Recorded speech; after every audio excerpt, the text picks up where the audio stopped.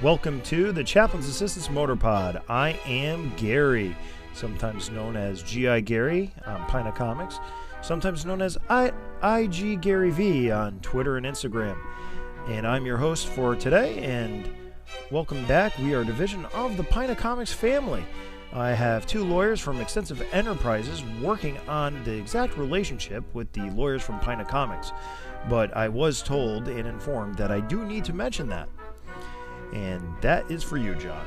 So anyway, today we're going to grab some tea and some scones and gossip with Reginald about the new Snake Eyes movie coming out this July. The big news from Sunday as I record this on a Friday. And also we're going to take a look at the Cobra S.T.U.N from 1986 and its driver, the Motor Viper.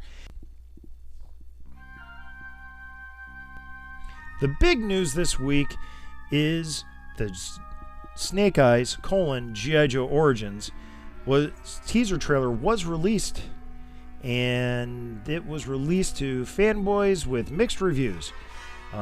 Looks like there's a lot of excitement for the movie, and one thing that I know from experience is that when you release a product that provides such division, usually that is a good sign. The haters or the people that don't like what is released are going to be very loud indeed, but the supporters are also going to be very loud, and it's supporters that are very loud to me is a good sign of a potentially successful product being launched. And we got to look at movies as being a product, and that's what we do here on the Motor Pod, is look at things as products and also how they affect us. But anyway, so this new Snake Eyes movie is a reboot of the G.I. Joe movie series, and it is loosely based on the comic book that Larry Hama wrote.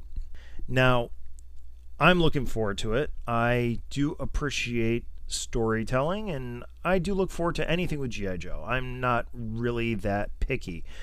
My level of enjoyment is enhanced because I like G.I. Joe, but I could still be critical of it after the fact. So right now I'm excited. I have hopes for the movie. I wouldn't say they're high hopes, but I hope that this is part of this martial arts renaissance we're starting to see in theaters, with Shang-Chi coming out later this year.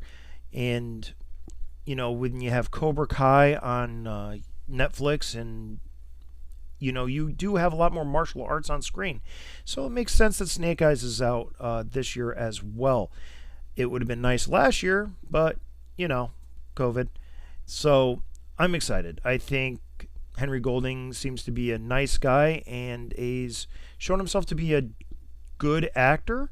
So hopefully he can bring out the talkative version of Snake Eyes before tragedy strikes. And like some others have mentioned, and I've listened to them, and it is true that the one thing that brings Snake Eyes to the top is the fact that on top of the other hero archetypes that he possesses, he is a damaged individual.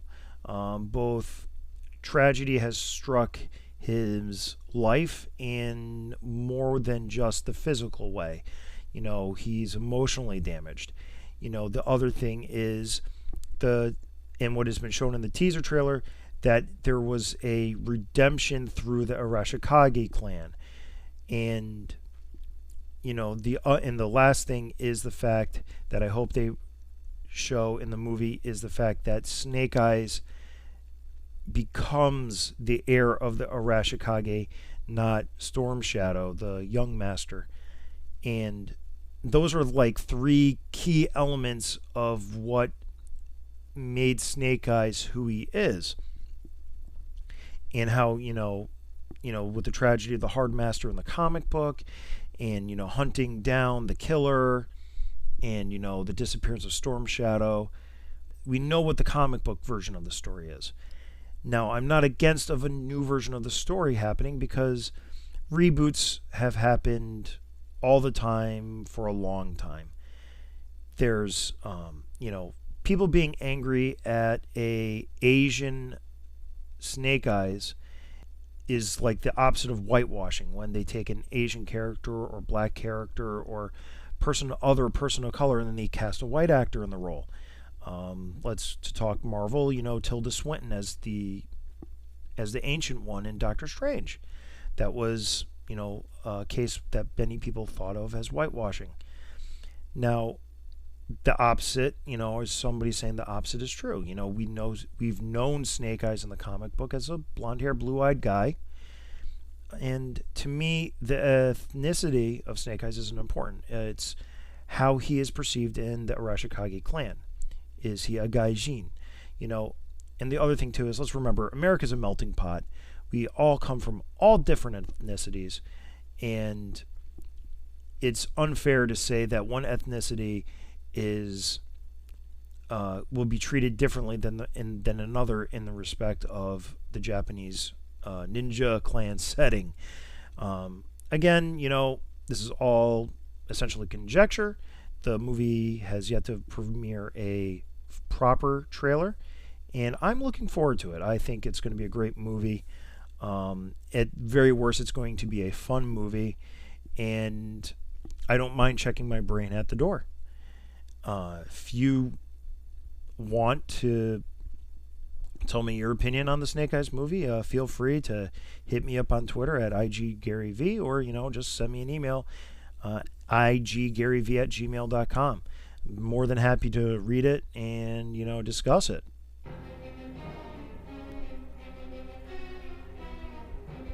Now, at the Motor Pod, we love to look at vehicles, and today we're going to start talking about the Cobra S.T.U.N, the three-wheeler from 1986, piloted by the Motor Viper.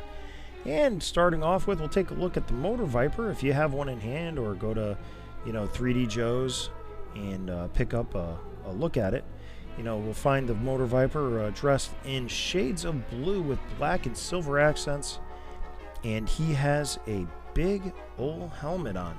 Now, the helmet may seem kind of big according to the figure, but as somebody that's worn an automotive helmet, they are big. They are bulky, and one thing that we tend to forget as action figure collectors is, in the real world, things get big and bulky, and we like our action figures, slim. At least I do. It's the reason why Sneak Peek seems so pudgy. The Motor Viper is subject to a lot of paint wear, especially the silver brim, because of silver paint. He has silver, for lack of a better term, ports that the black tubes go into. A nice, I would say, Pontiac V in silver at his chest. Silver buckle, silver pistols on his thighs. It's a solid mold. It did get reused with a different head in the brown color scheme for the Sky Patrol line. It's a solid mold. He even has little buttons on his wrists. If you look really closely, they're there in black. Just a lot of detail, and he's a solid figure. Maybe a little too blue for some people, and the helmet may be a little too big for some people. But I think he's cool. He brings me back. But I also might be biased because I had this new in 1986, and he got a lot of play for the years to come. Now we can go take a look at his three-wheeler, which is in a light gray, black, and red color scheme, with the chassis being light gray and the body being black, and you have the red plastic elsewhere. So the red plastic is known for being brittle after time, especially those flags that sit on the two side gun pods. Now, the side gun pods do separate and ratchet out. Mine saw a lot of that as a kid, separating them, and then now it has the ability to shoot direct left or right, so if it was being flanked, it would be able to defend itself. On those is the flags. So the flags are notoriously broken all the time. If you find one with the flags intact, I hope to heck it's a local buy, because if you're buying it online, try to find a seller with really good shipping feedback. These things need to be packed with extreme care, because Too much vibration, they will break. These things, it should almost be considered you have to semi-disassemble the stun when you ship it. I have shipped fragile things in the past. I would almost do the gun pods in a separate box, laid on their side with foam all the way around it. It's just, flags intact is a huge thing. I found mine as a local buy. Somebody found it at Savers, of all places. And the fact that they found it at Savers is a miracle in itself. But at the same time, too, found it at Savers with intact flags. Because the flags are so brittle, I only want one complete stun in my collection. The other stun I'm keeping, I'm going to install reproduction parts, and I'm going to clean it up and put reproduction decals from Toy Hacks on it, because maybe I'll play with it. But you have the two engine covers on each side behind the pods. The engine covers are that same red brittle plastic. The tabs, the two tabs on the top and the one tab on the bottom, are known to break, not as much as the flags. And then you also have the rear machine gun.